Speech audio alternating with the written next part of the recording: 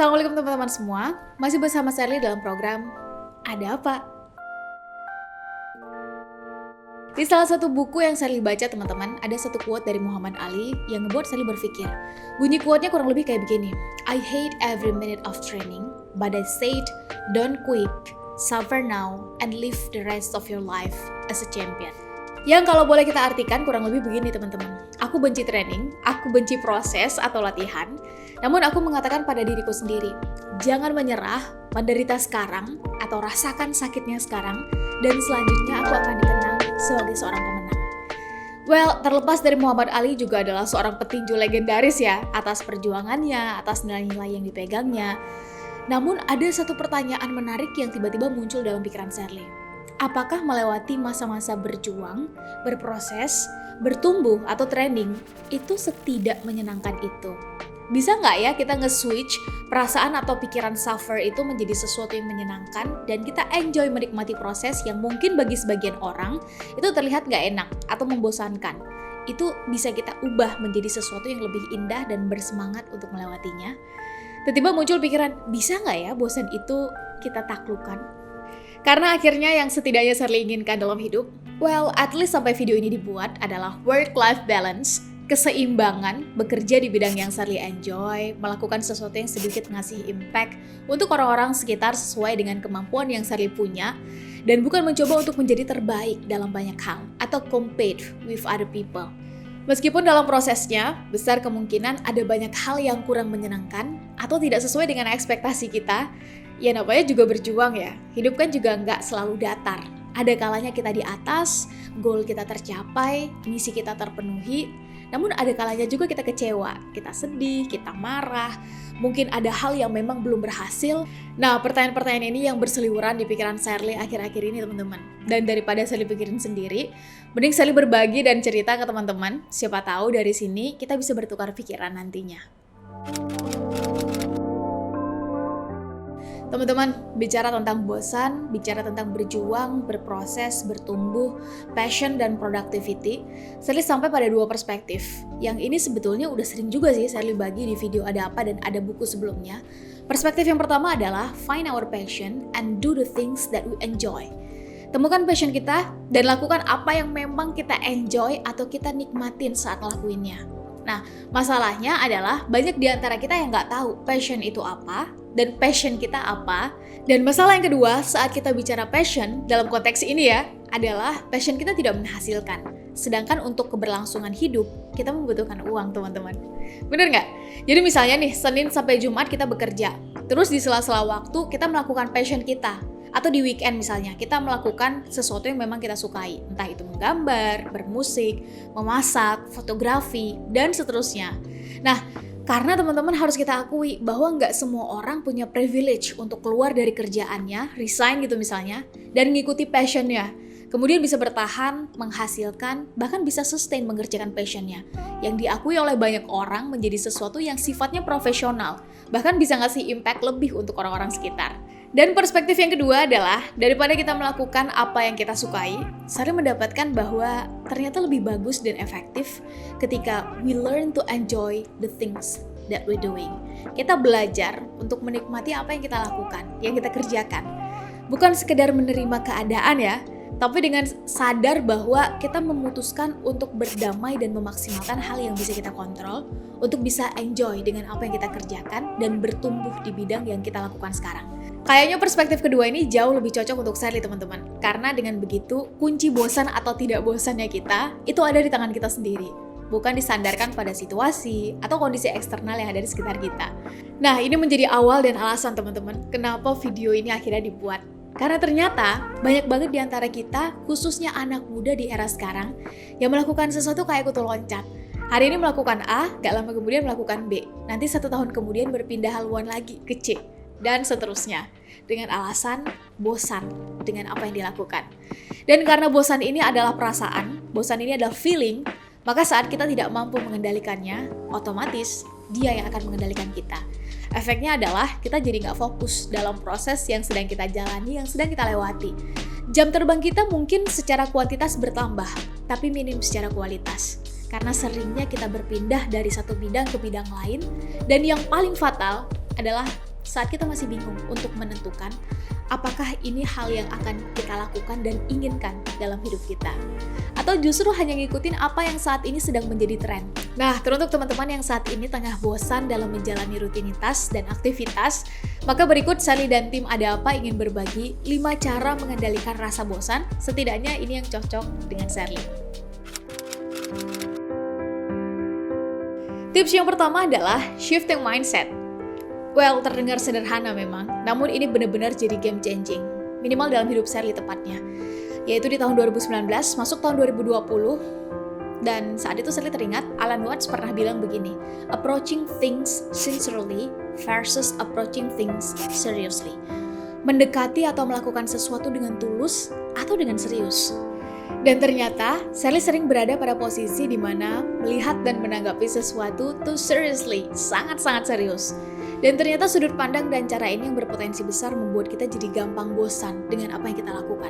Konkretnya adalah, dulu setiap kali Sally ngelihat komputer misalnya, dan harus scripting atau seminar, baik offline maupun online, atau saat mau mulai ngajar karena Sally juga adalah dosen, maka hal pertama yang Sally lakukan dan bangun di mindset adalah ini harus selesai, tepat waktu, hasilnya harus bagus, dan seterusnya. Namun sekarang, dalam konteks dan situasi yang sama, mindset yang justru Sally bangun adalah this is going to be fun. Ngelihat post note misalnya yang tertempel berjejer atau to-do list yang udah ada dan Sally siapkan, sesimpel mengatakan dan memasukkan ke dalam mindset secara sadar, this is going to be fun, let's enjoy and finish this. Ini bakal jadi hal yang menyenangkan untuk dilakukan dan yuk selesaikan ini dengan baik. Afirmasinya justru kayak, this is fun, this is good, I don't need to feel the working is suffering, I can just treat it just like a game. Ini menunjukkan bahwa yang kita lakukan ini adalah sesuatu yang menyenangkan. Mindset yang kita bangun adalah ini sesuatu yang baik, bukan sesuatu yang menyakitkan atau penderitaan yang berlebihan. Kita menikmati proses dan waktu yang kita habiskan saat melewati dan mengerjakannya adalah cara berpikir yang akan saling munculkan ketika harus melakukan sesuatu atau menyelesaikan mengerjakan rutinitas yang berulang. Tips yang kedua adalah turn things into a game, atau bahasa lainnya adalah gamification. Ini juga game changing sih bagi Sally. Kalau biasanya nih misalnya, kita ngelakuin aktivitas, terus selesai, and that's it. Udah, selesai gitu aja.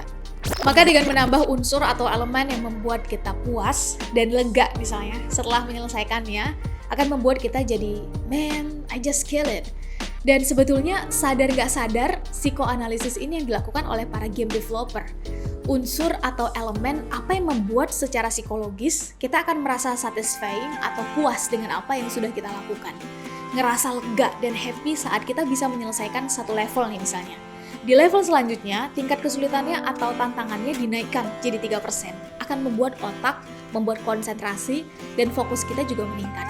Dan konsep yang sama teman-teman, sebetulnya juga bisa kita terapkan dalam productivity atau produktivitas aktivitas kita masing-masing. Mungkin setiap orang punya cara atau tingkat kelegaan dan sensasi satisfying yang berbeda-beda dalam konteks produktif ya. Tapi kalau Sally sesimpel memasukkan warna-warni di aplikasi My Day To-Do List misalnya, dan sesimpel ngelihat tugas itu dicoret, berpindah dari yang warna merah ke warna hijau, itu udah cukup satisfying, udah cukup puas, udah cukup lega dan senang.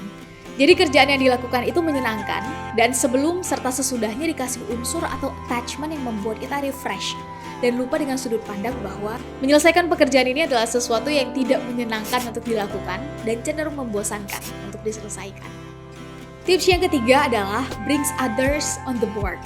Bahasa sederhananya adalah kita melibatkan orang lain dalam proyek kita, atau kolaborasi.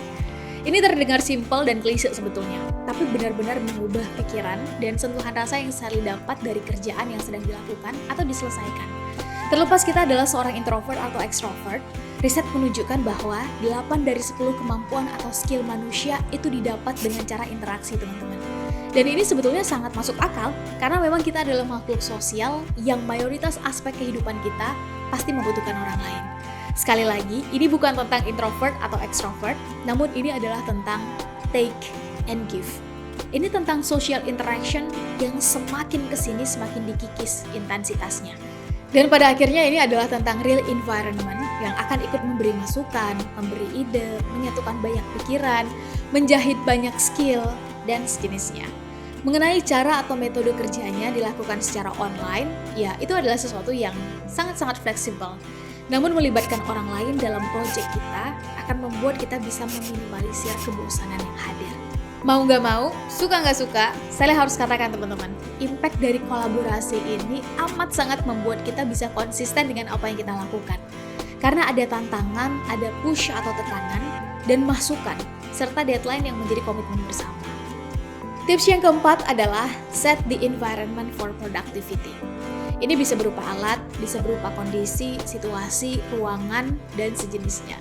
Bagi Sherly misalnya, membuat tools dan environment yang mendukung akan membuat pekerjaan yang kita lakukan jadi jauh lebih menyenangkan dan jauh dari kata bosan.